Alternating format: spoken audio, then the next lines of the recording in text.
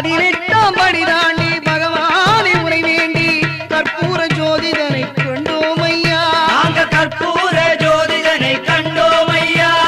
மகர ஜோதியை கண்டு மனமான சரணம் போட்டு மகர ஜோதியை கண்டு மனமான சரணம் போட்டு மணிகண்டா உன் பெருமை அறிந்தோம் ஐயா. மணிகண்டா உன் பெருமை அறிந்தோம் ஐயா. சாமியே சரணம் ஐயப்பா சரணம் சுவாமியே சரணம்